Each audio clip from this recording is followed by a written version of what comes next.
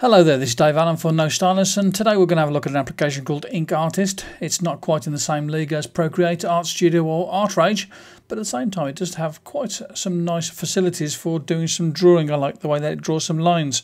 So let's just tap on the icon there and get started. So here we are, something I was messing with earlier, just drawing a few lines, and what I'm going to do is I'm just going to clear this out of the way and we'll start again. So before we start looking at the actual drawing tools in there, let's try out this vectorization tool and see what we can do with that. And there we have a choice to pick a picture from the camera roll, or we can take a photograph with the camera on board the iPad. I could use that. So what this Ink Artist application is doing is taking the photograph, which is a bitmap, and it's turning it into a bit of vector art.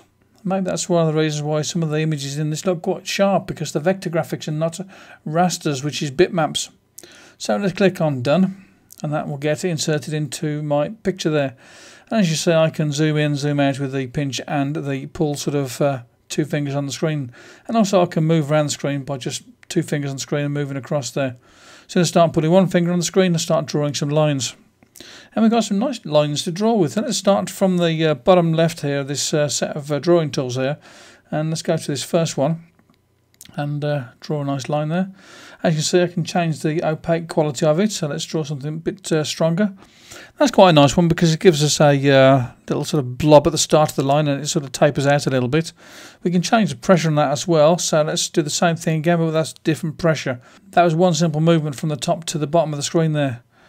And you also notice when you're doing this here is that you'll draw the line and follow through with your stylus or your finger, and then it takes maybe half a second for the line to actually appear on the screen. You do get some sort of an idea of where this line's going or coming from and so on, but it's not quite as good as having the line following the actual point of the stylus or finger. Okay, so let's move on to the next line here, and you see some of these lines have got presets on them because as soon as I change from one tool to another, the opaque quality, the radius and the pressure also changes. So these are just presets really to one sort of line. So let's see what we've got there. And that one there is just a plain straightforward line with a rounded start and rounded finish. And again, I can change the pressure on that there.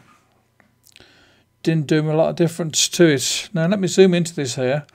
Now you can see when I zoomed in there, it looked a bit jaggy when I first zoomed in there, but it actually has gone quite sharp again. So that means it is probably a vector graphic. So I'd be interested to see what one of these images looks like if I get it out of here as a vector, if it's possible, and into a vector drawing program on the computer and see what I get. That'd be quite interesting, that would. So move on to the next line here, and we've got that. There's a bit of bigger radius on this, we can see it a bit better. That's given a bit of a sharper edge on it there and not quite as rounded as the previous tools, but that's okay. Then we'll move on to the next line here. Now this is quite good. Although I'm moving the stylus about halfway across the screen there, I'm only getting a quite short line with it, so maybe if I increase the pressure on it there, no, that didn't make a lot of difference. Now the pressure's right down, there's nothing coming through. Put the pressure a bit back up there again, and now we've got things happening again. They're quite good little lines really, you know. Turn the radius down a bit there and it's giving me a shorter line. And I can change the opaque quality of this. On the left here we've got three sliders. This one here changes the hue of the colour. This one here changes the darkness of it, and this one here also does something and makes it darker, makes it go from light through to black. So let's move on to the next tool, see what we got there. And so I'm just doing a line on there, making a long line on there, but it's only actually giving me a short stroke of the pen on there, so that's okay, we can live with that.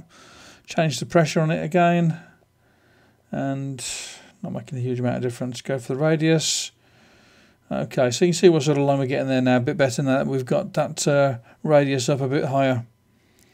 But it's quite good. Turn the opaque quality down. And as you can see, you can build sort of textures up there by putting lines on top of each other and building up sort of the colour as you go. If you could just do me the favour of clicking on the like button, I'd appreciate it. Thanks. So next tool, let's zoom out a bit, give us a bit more space to work with. Well, that's quite good. I quite like that. So you see I'm getting a bit of a long line there and it kind of shortens out a little bit when it's actually getting painted onto the screen. Let's put the radius up a bit better so we can see it more. And that one there is a bit like the line that we started in the first place, isn't it? With a bit of a blob at the start and then it sort of fades out. That's with the radius done a little bit higher. So let's take the radius down a bit. And it's not a bad little line actually. You could use that to do some inking in of some cartoon type drawings, and that would be quite good. Put the pressure up a wee bit as well. That's quite good. I like that line. It's a nice one, that is. Okay, moving on to the next one. And let's move over, give ourselves a bit of space to see it. And there you go. So that's a bit of a sort of jaggy sort of line, that one there, isn't it? So we'll put the opaque up on that there. We'll take the radius down a wee bit and the pressure up a bit as well. And you can see what sort of line we're going to get out of that there now. So got some possibilities where you wanted to put some textures in some sort of areas there. So if you take the radius down on that there, or the opaqueness quality down a wee bit, and then you can do that thing where I'm telling you about building sort of colours up and getting yourself some nice sort of effects. There you go, changing the colour a bit as I go there and building these colours up. Got a grey colour going in there now. Okay, moving on to the next one. And this one here, let's move a bit of space again so we can see what we're doing. There you go. So this one's a bit different from the other ones where you're starting off thinner and moving it towards being a bit thicker towards the end there. And I'll change the radius up slightly so we can see a wee bit better, creating some sort of a jaggy sort of line. It's like you're using that other ones there from Art Studio or ArtRage where you're actually introducing a certain amount of jitter. So I'll turn the pressure up on that there, see what change that does. That's basically making the line a lot thicker, isn't it? So let's put the pressure back down again. And there you go. So that's quite good, that is. You could do something with that. You could have some fun with that one, couldn't you? Moving on to the next one. So we're getting to the pencil type effects now. And move that across there. And it's kind of a line with a bit of jitter there. Not getting much choice in the types of line we're getting from it. Not as involved as, say, Art Studio, for instance, but it's quite good all the same. I could put the opaque quality up on that there and make it a bit darker if I wanted to. And change the radius, put it down a wee bit. So that's the one of the pencil tools. Move on to the next pencil tool. And it's not a lot different, is it? It's the same sort of thing again. So let's move across over here and go on to the next tool.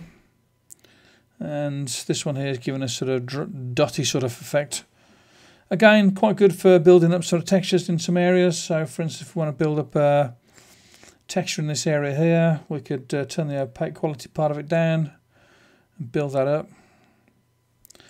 Get a sort of pointillist sort of effect, although you want to be changing the colours fairly sort of frequently to be able to make it a bit more interesting if you did that one there. And move on to the next one, and this one here gives us, let's put it into green because this gives us sort of a grass sort of type of effect, you know.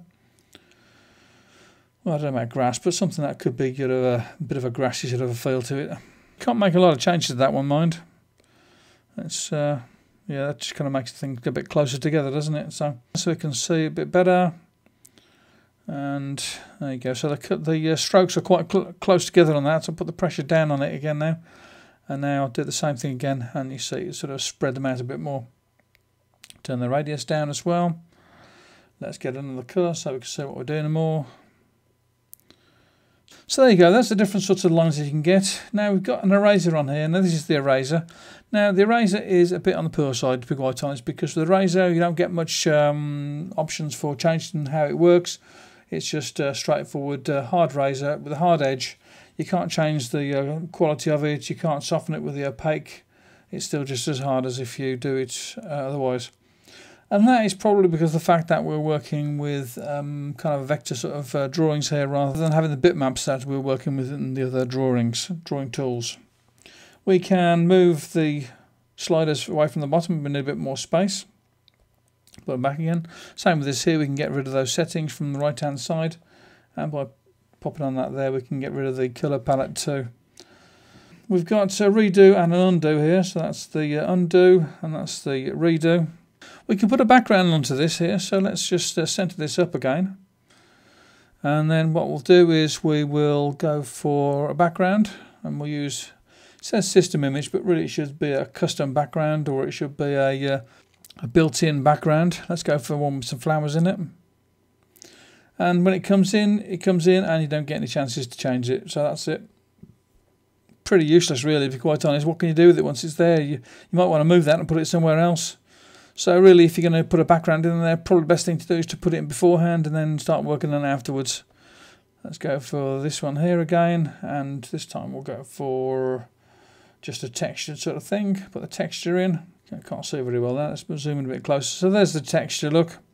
And again, once again, we haven't got any chances for changing the size of it. And that's the other thing as well with this. You don't get any chances for changing the size of the image that we're working on right from the start. So you can zoom in there and zoom out. Zoom right out of this here. So that's zoomed right out, and still don't know what's going to actually be exported out if we do some export. So if we start putting some stuff down the bottom end of it here. Let's get a different tool. So we start putting stuff with these edges over here. I suppose they'll get exported out as well, but it's going to make the stuff that we've got in the middle quite small, isn't it? So there you go. And let's go to this here. This is a gallery of things that have been done already. There's the two on the end there, the ones I've been working on. Let's go back to this. We'll go to the layers. And I can have up to 2 layers in the free version of this. And if I want more layers, I can click on buy, and it costs €1.79 to get up to 20 drawing layers. So it's not as good as you get with the other ones we've been working with, Art Studio or Procreate or ArtRage even. Not much else you can do with this apart from just do some drawing. Takes a long while for it to save. Must be doing a lot of computing there. So it's been saved to the album. And then we've got a help thing across here as well. I don't think the author of this application has English as their first language. But that's okay. People come from different countries. But if they're going to put an app out into the world, then they should get someone who can speak English properly to be able to have a good help file in there. Anyway, this is Dave Allen, and I've been looking at an app called Ink Artist.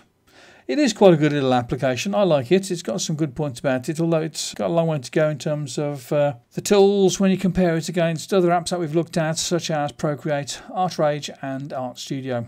So, thanks for watching the video, and why don't you check out the other videos. Here's 2 of them. There's one video there and one video there that you can click on and go and have a look at now.